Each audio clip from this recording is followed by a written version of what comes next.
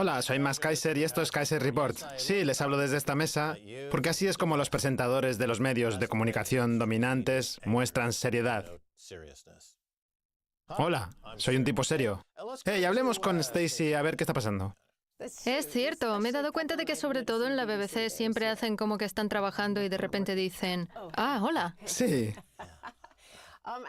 De hecho, traigo un tuit sobre la cadena CNN. Solemos burlarnos de los medios de comunicación corporativos, pero esta vez han tenido bastante éxito.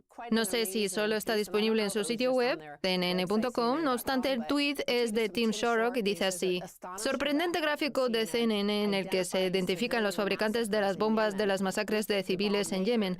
Raytheon, Lockheed Martin y General Dynamics. Esto debería ser lo normal en el periodismo de guerra. Bochornos, imágenes, cnn.com.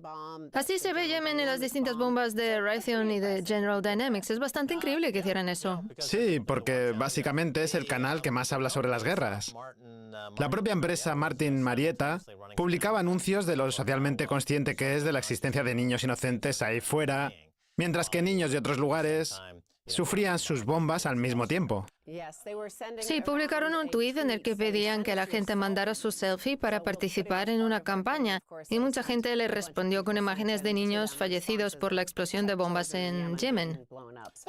No es la primera vez que reciben quejas como esta. Es lo normal cuando la gente presencia situaciones y muestran imágenes de fragmentos de bombas y de metralla con el nombre del fabricante en la bomba, y cuando se ve fósforo de Estados Unidos por todas las zonas de estas guerras o aquí en Yemen. Esto es algo que se sabe desde hace tiempo. Para el Reino Unido, Estados Unidos es un distribuidor de armas y estas armas está claro que tienen que usarse en algún sitio. Entonces, en el extranjero tenemos distribuidores de armas y este horrible gráfico. En New Haven, Connecticut, tenemos empresas farmacéuticas que son narcotraficantes, muchas de ellas privadas, ya que generan mucho dinero, como aquella familia en Connecticut que vende Oxycontin. Así que aquí tenemos una nueva ola de locura, una zombificación de la población estadounidense. No se puede leer esto y no pensar que está sucediendo algo horrible. Atento al titular. No solo ocurre en New Haven. La sobredosis masiva por K2 es síntoma de una crisis nacional. Al menos 95 personas han sufrido una sobredosis por esta droga en New Haven en 2 días, mientras que casos similares se están volviendo frecuentes en Estados Unidos. Lo llaman un caso de sobredosis masiva rápida, 95 casos de sobredosis por K2, una marihuana sintética en New Haven, Connecticut. Todas esas personas han quedado inconscientes en New Haven Green, un parque al lado de la Universidad de Yale, una de las universidades de la Liga Ivy con más prestigio de Estados Unidos, en la que han estudiado muchos de nuestros presidentes, y parece la típica escena de una película de terror, personas desplomándose una tras otra. ¿Sabes lo primero que se me vino a la cabeza cuando ocurrió? No voy a desviarme mucho del tema, pero Dmitry Orlov habló del colapso y de que la Unión Soviética sufrió un colapso por la intromisión de Estados Unidos y Boris Yeltsin. Había una tasa de alcoholismo altísima y una catástrofe social. En Estados Unidos tenemos un rediseño financiero para que todo el dinero se imprima y se coloque en los bolsillos de unos pocos y deje a la gran mayoría de personas en un estado de zombificación. Este es el colapso del que hablaba. Estados Unidos y la Unión Soviética sufrieron un colapso en el periodo de 1989-1990, solo que en Estados Unidos les llevó más tiempo darse cuenta de ese colapso, según cuenta él. Pero por esos mismos motivos o por esa especie de maquinación política, estamos viendo los mismos resultados. Sí, cuando la Unión Soviética sufrió ese colapso, también colapsaron sus instituciones. Y aquí vemos que los principales medios de comunicación proyectan las preocupaciones de la élite, y esta élite suele definir el Russiagate como conseguir que la población estadounidense no confíe en sus instituciones. Y yo creo que lo que estamos viendo es que el tejido social ha abandonado a esas instituciones, pero ha sido de una forma menos obvia y dramática, como desde la crisis financiera. De hecho, podemos ver esta situación desde la crisis del 2000. Desde entonces no solo hemos percibido menos ingresos, sino que la brecha en las diferencias salariales desde el 2000 está en una espiral fuera de control hacia la cima. Algo sucedió desde esa crisis, por cómo la afrontaron, por cómo la afrontó la Reserva Federal. Algo pasó. Y ese es un gran tema referente a... El puente de los ricos se eleva y a todo el que esté dentro se le deja enfrente de la Universidad de Yale sufriendo un caso de zombificación espontánea, cortesía de las empresas farmacéuticas.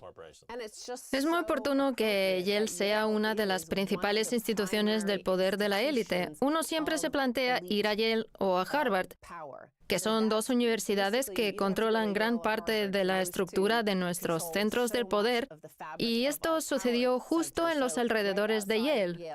También mencionan unas cifras que, a pesar de haberse ocultado, siguen siendo muy llamativas.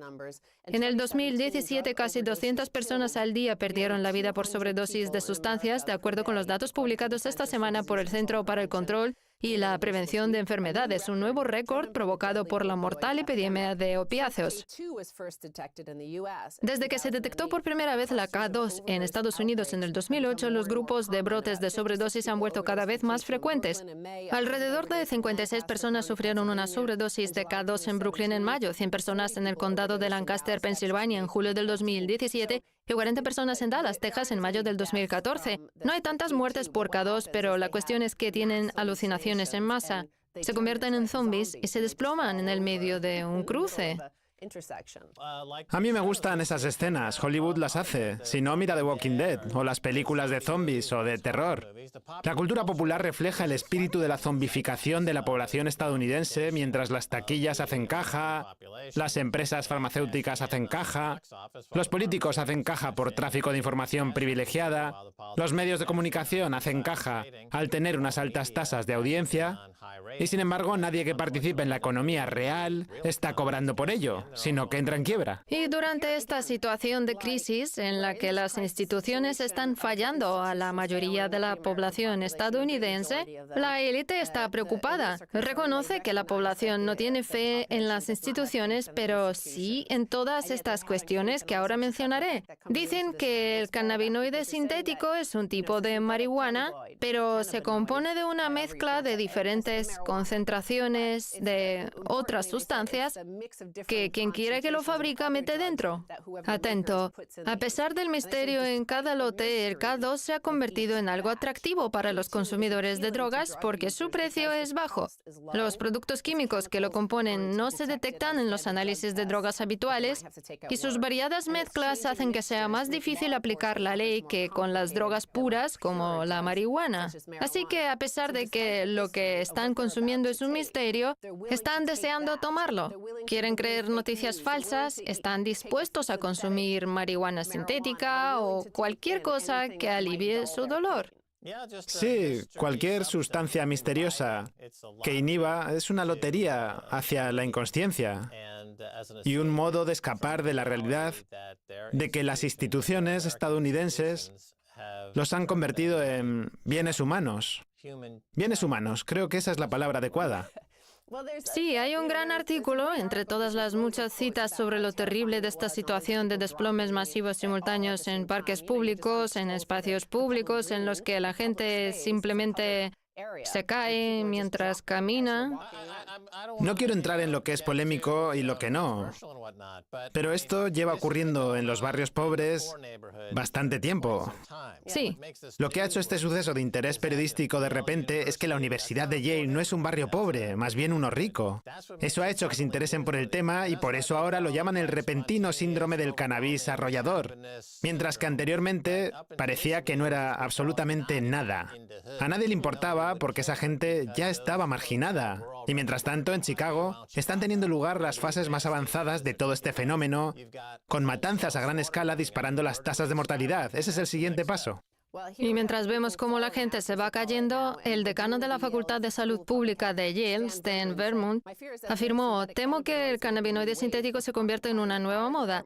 La estación de bomberos y la sala de emergencias de Yale están ocupadas. Pueden imaginar el dolor y sufrimiento de los familiares y el de los propios pacientes, dijo Vermont. Es una gran carga para una ciudad tan pequeña. Sería una gran carga incluso en una ciudad grande. De esto se encarga la sanidad pública. Tiene que tratar a toda esta gente porque pueden morir. Y a pesar de que la Facultad de Medicina de la Universidad de Yale es una de las mejores de todo Estados Unidos y bastante costosa, tienen que pagarla a los contribuyentes, así que es una situación increíble. ¿Quiénes son estos contribuyentes? El Obamacare paga todo eso. Es decir, gente como yo. Yo estoy financiando a unos 1000 perdedores adictos al cannabinoide. Pues sí, claro que sí. Se trata del contribuyente general, es importante destacarlo, ya que ahora viene mi último titular que está relacionado con el primero, el que habla sobre la gente viendo caer bombas en Yemen vinculadas a Lockheed Martin, General Dynamics y Raytheon. Las grandes empresas mediáticas se introducen en la sanidad pública por el siguiente motivo. Mencionan a Comcast, donde trabaja Rachel Maddow y el creador de Comcast Cares. Bueno, pues debido a este tipo de enormes beneficios, porque recuerda que decimos que somos capitalistas, así que no podemos fijar ningún precio, sin embargo, podemos forzar a todo el mundo a que compre a estos precios sin límites.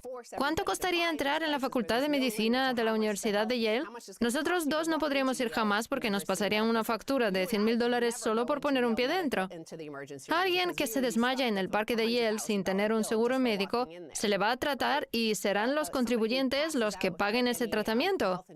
Es decir, nuestros impuestos. Luego vemos esas empresas mediáticas, todo tipo de telecomunicaciones, todos los oligopolios que dirigen los medios de comunicación e Internet como Google o Facebook, que están entrando en el mundo de la sanidad, en este barullo del sistema que tenemos, como el Obamacare o la falta de tope de costo del Medicaid. Y esto nos lleva a la siguiente pregunta. ¿Cuántos años les llevará informarnos sobre ello? La CNN adora la guerra y la cuenta atrás hasta ella. Y ha tardado años en decir quién estaba saliendo beneficiado en ella. ¿Cubrirán esta crisis de la sanidad en Estados Unidos si sacan beneficio de ella? No, no lo harán. Obviamente, Comcast, una de las empresas más perversas en el ámbito de la comunicación... ¿Comcast se preocupa? Sí, ese es su eslogan, pero es capaz de colocar una cámara en el riñón de la gente para sacar un programa de policías sobre gente que roba riñones a otras personas en directo porque son adictos a los opiáceos sintéticos. Sin embargo, no harán nada para detenerlo. Así que han optado por la idea de ver pornográficamente a Estados Unidos desintegrarse, convirtiendo todo eso en un enorme día de pago. Comcast, Saturday Night Live, Lorne Michaels y todos esos tipos, gracias, nos estáis matando. Buen trabajo. En fin, estaremos de vuelta tras la pausa. No se vayan, queda mucho por contar.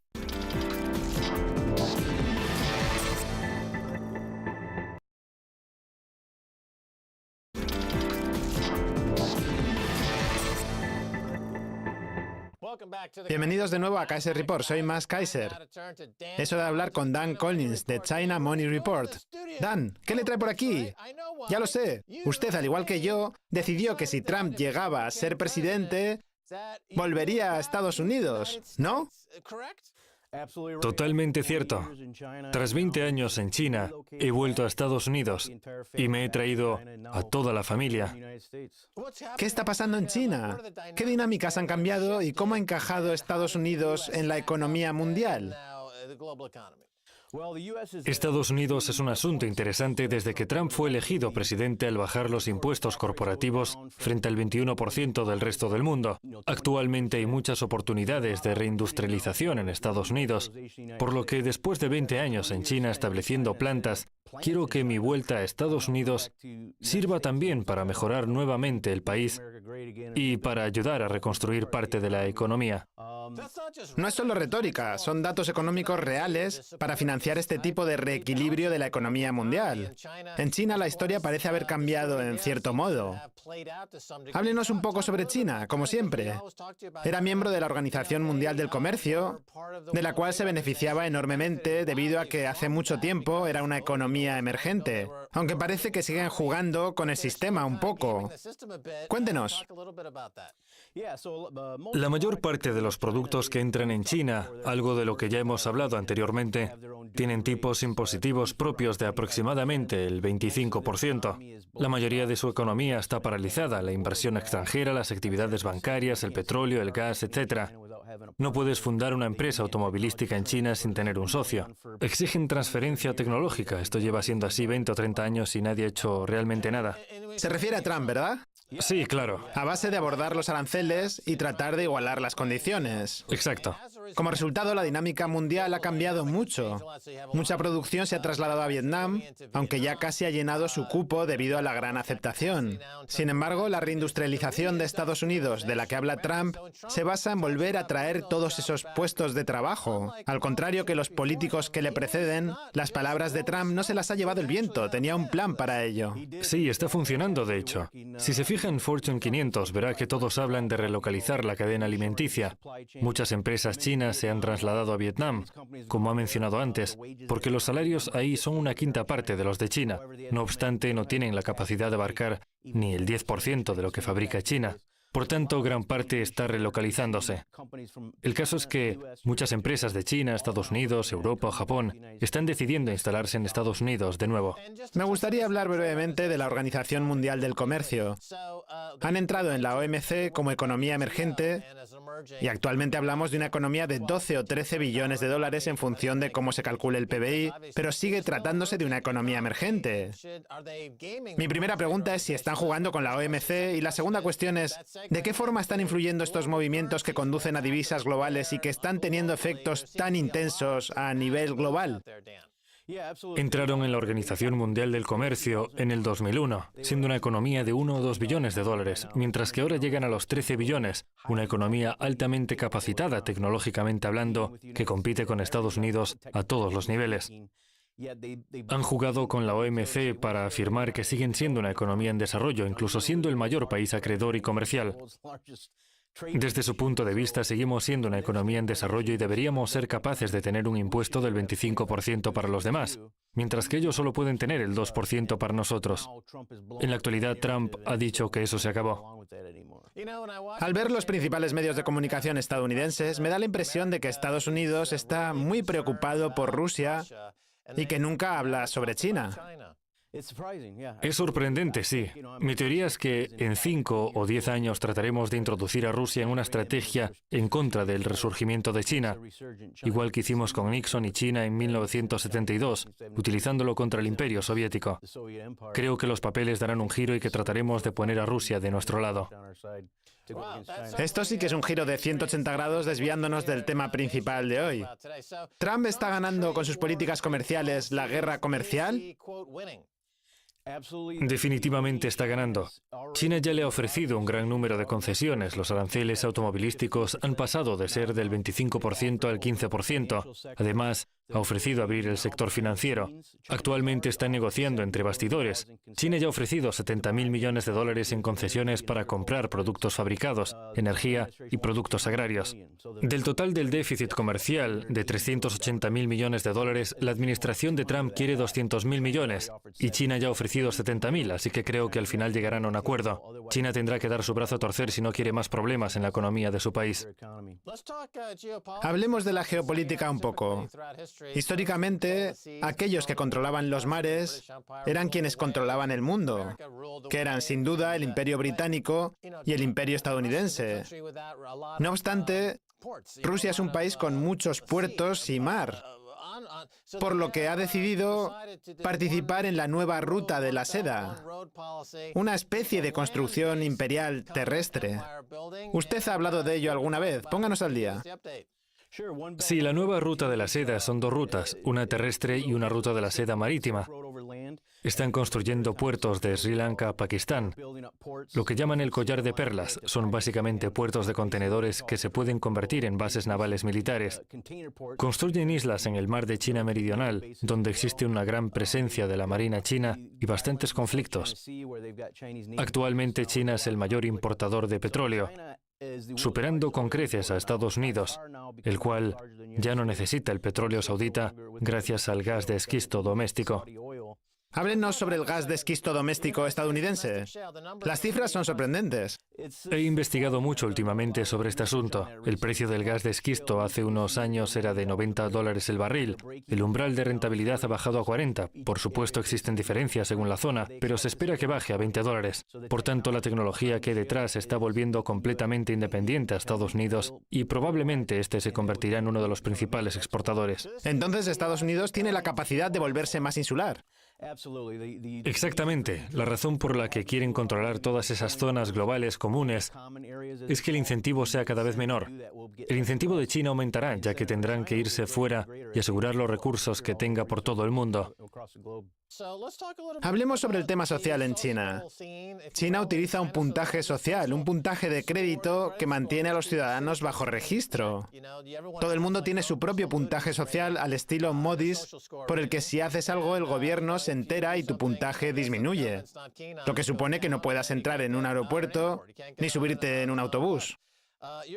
Cuéntenos qué opina sobre lo que está pasando con las redes sociales y en Estados Unidos actualmente, donde vemos a los medios de comunicación alternativos construir una base uniforme para convivir con las mayores empresas tecnológicas.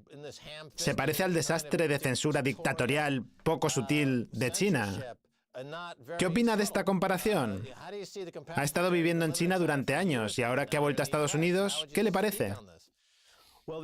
El sistema de crédito social y la vigilancia china siempre está presente. Sin embargo, no van prohibiendo cosas a la gente como pasa en Estados Unidos. Sí que es posible que prohíban ciertos temas, por lo que la gente no habla sobre asuntos como la plaza de Tiananmen. De hecho, la mayoría de los jóvenes no saben ni lo que ocurrió ahí. Pero lo que sucede en Estados Unidos es bastante parecido. Se está prohibiendo a la gente tratar ciertos temas. Es preocupante. No obstante, China es líder en esto. Es posible que Estados Unidos tome a China como modelo. China tiene cámaras de reconocimiento facial en todas partes. De hecho, hace poco han presumido de haber identificado a un delincuente en un estadio deportivo en 15 minutos. Hay unas 100.000 personas que no pueden comprar billetes de tren o avión. ¿Cuántas? Creo que más de 100.000 personas están en una especie de lista negra. En cuestión de 6 meses aproximadamente. Sí, de 6 meses a un año. Parece una maldita pesadilla distópica. Totalmente, es como Blade Runner con esteroides. Sí, gente desapareciendo de la faz de la Tierra. Es terrorífico. ¿Usted cree que Estados Unidos será inmune a esta invasión, teniendo en cuenta que poseemos la Carta de Derechos de Estados Unidos? No obstante, parece que a los que crean las leyes no les perturba nada, ya que se niegan profundamente a comercializar con información interna y a participar en otros delitos de guerra. Pero aparte de eso, las cosas van estupendamente. Dan, hábleme sobre el caos monetario. Antes ha mencionado una serie de cifras bastante sorprendentes. Creo que no había visto este nivel de caos monetario antes, ni siquiera en la crisis financiera asiática de 1998. Cuéntenos. Recientemente he obtenido algunas cifras y es mucho peor de lo que esperaba. Todo el mundo habla de Venezuela y Turquía. Hace tan solo 10 años la moneda venezolana estaba 2-1 frente al dólar estadounidense. Más tarde pasó a estar 10-1 y en la actualidad está a 248.000. Y acaban de anunciar que va a pasar a 6 millones a 1. Y al mismo tiempo están tratando de respaldar la moneda con su propia criptomoneda. Esta, a su vez, respaldada por el petróleo. Esta es la razón por la que la hiperinflación es más del estilo republicano. Exacto. Todos los males sociales que trae supone que el 90% de la población viva en absoluta pobreza. La gente está empezando a trasladarse en avalancha hacia Brasil para salir del país. Un desastre. Es el país que peor se encuentra en Sudamérica, pero no es el único. Es el enfermo con peor pronóstico, Venezuela. De hecho, si observamos otros países, veremos que Brasil ha bajado un 40 y algo por ciento. Argentina ha bajado un 40% solo este año. Un 90% en 10 años desde que tuvo lugar la crisis financiera. Así que el dólar está saliendo beneficiado ante esta situación. No obstante, no es la panacea, ¿no? Conlleva mucho riesgo. Hay una serie de monedas comerciales emergentes que parecen estar entrando en crisis, como en India, Indonesia, Sudáfrica, con mínimos históricos, o por ejemplo el rublo ruso, que ha caído un 64% en 10 años. La base de las monedas dentro del sistema económico mundial son el yen japonés, el dólar y el euro, y ninguna de ellas está en muy buen lugar. Japón ha adquirido la mitad del mercado de valores, son dueños de la deuda de todo el país. Europa está esperando ayudar a Grecia, Italia o cualquiera de los demás, lo que supondría una posible disolución del euro. Y después tenemos el rey dólar, respaldado por Estados Unidos, y una deuda de 21 billones de dólares modificados no GAAP en función de la deuda. La generación del baby boom está empezando a jubilarse y nuestra seguridad social está teniendo un flujo financiero negativo. Una deuda de 100 billones no GAAP. O más. Entonces eso incluiría las partidas de las cuentas de orden. Sí, todo aquello que consentimos que respalden. Así que, además de esos 20 o 21 billones de deuda, hay que añadir el total del pasivo, unos 100 billones de deuda. Sí, así es. Desde una amplia visión social de las cosas, Cuando volvió a Estados Unidos, ¿dónde ha visto bolsas de emprendeduría? ¿Dónde es posible que veamos un cambio? Ya que hemos mencionado que actualmente las tasas impositivas corporativas son bastante bajas, habrá una avalancha de empresas que vuelvan y que tendrán que fabricar de nuevo. La mano de obra volverá después de haber estado unos 20 años perdiendo 80.000 fábricas. Creo que habrá un gran potencial en cuanto a fabricación, impresión en 3D e industrias tecnológicas con fabricación inteligente. Durante años se ha dicho que no necesitábamos fabricación, sin embargo, si observamos las plantas de fabricación modernas, su robótica, su inteligencia artificial, su aprendizaje automático, etc., vemos que es un pilar clave de la economía, es cómo son capaces de fabricar productos. Por tanto, creo que quizás Estados Unidos volverá a fabricar sus propios productos y se convertirá en autosuficiente en cuanto a bienes de consumo. ¿Y qué pasa si los robots fabrican robots para otros robots? ¿Qué haremos entonces, Dan? Alguien tendrá que arreglar esos robots. Necesitaremos un avatar para Dan Collins y otro avatar para Max Kaiser. Se me ha olvidado hasta mi nombre. Estoy tan embaucado por estas modas en la economía que están destrozándome el cerebro. Dan Collins, de China Money Report. Gracias por estar en Kaiser Report. En vivo. Gracias, Max. Esto es todo por hoy en Kaiser Report. Somos Max Kaiser y Stacey Herbert. Nos gustaría darle las gracias de nuevo a nuestro invitado, Dan Collins, de ChinaMoneyReport.com. Si quieren contactar con nosotros, escríbanos un tweet a Kaiser Report. Hasta la próxima. Adiós.